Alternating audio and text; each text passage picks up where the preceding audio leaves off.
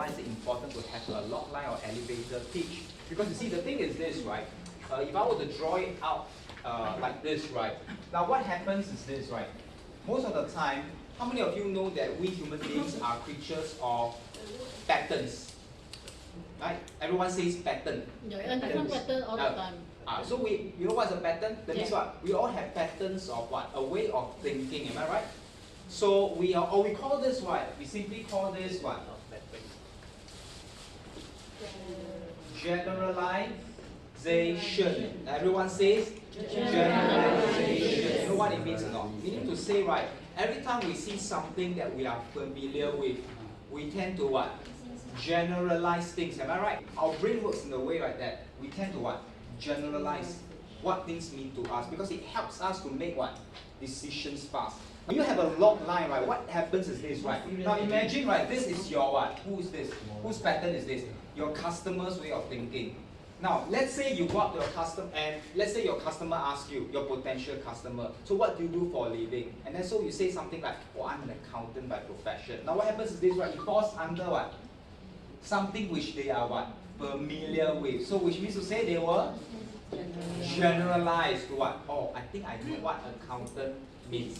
Or I know what a financial planner is all about. So what you want to do is that, now what a log line does is this, watch, it's actually what we call what? A pattern interrupt. Okay, everyone says a pattern interrupt.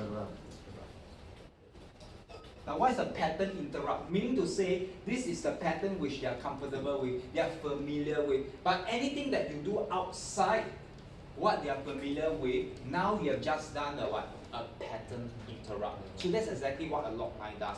So at the end of the day, right, my question to you is that whatever log lines that you have come up with, right, the question you need to ask yourself at the end of the day is this: does it interrupt the pattern of your customer's thought process? And number two is what? What's the number two? Very important thing also. Is you don't just want to interrupt them, you know. After you interrupt, oh yeah.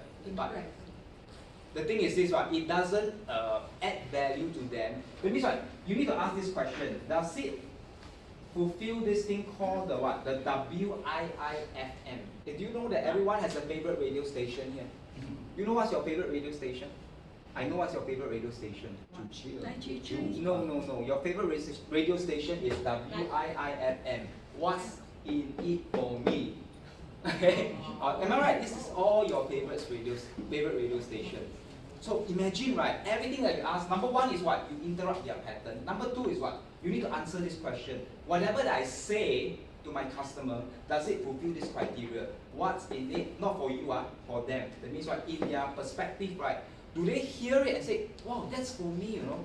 What's in it for me? Because at the end of the day, people are all what? We all look to ourselves. What can I gain out